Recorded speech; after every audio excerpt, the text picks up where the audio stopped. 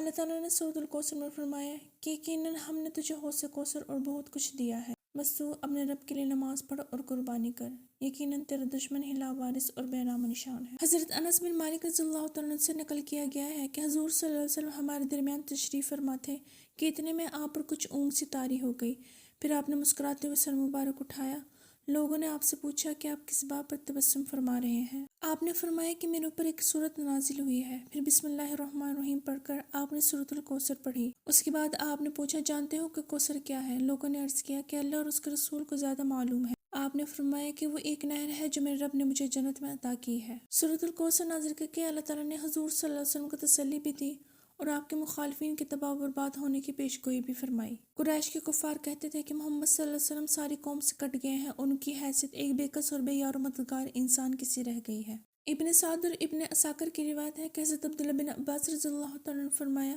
کہ رسول اللہ صلی اللہ علیہ وسلم کے سب سے بڑے صاحبزادے قاسم تھے، ان سے چھوٹی حضرت تھی، ان سے چھوٹے حضرت عبداللہ تھے، پھر علی اور ترتیب 3 صاحبزادیاں ام کلثوم، فاطمہ اور رقیہ تھیں۔ ان میں سے سب سے پہلے حضرت قاسم کا انتقال ہوا، پھر حضرت عبداللہ نے وفات پائی۔ اس پر عاص بن وائل نے کہا کہ محمد ابتر ہے، یعنی ان کی جڑ کٹ گئی ہے، ان کا کوئی بیٹا نہیں جو اس کا قائم مقام بنے، جب وہ مر جائیں گے تو اس کا نام دنیا سے مٹ جائے گا اور ان سے تمہارا پیچھا چھوٹ جائے گا۔ حضور صلی اللہ علیہ وسلم کے اس غم پر خوشی مناتے ہوئے ایسے ہی کمینے پن کا مظاہرہ عقبہ بن ابی معیط نے بھی کیا تھا۔ عطا کہتے ہیں کہ جب حضور صلی اللہ علیہ وسلم کے دوسرے صاحبزادے کا انتقال ہوا تو حضور صلی اللہ علیہ وسلم کا اپنا چچا ابو لہب، جس کا گھر بالکل آپ صلی اللہ علیہ وسلم کے گھر کے ساتھ تھا، دوڑتا ہوا مشرکین کے پاس گیا اور ان کو یہ خوشخبری دی کہ محمد ابتر ہے،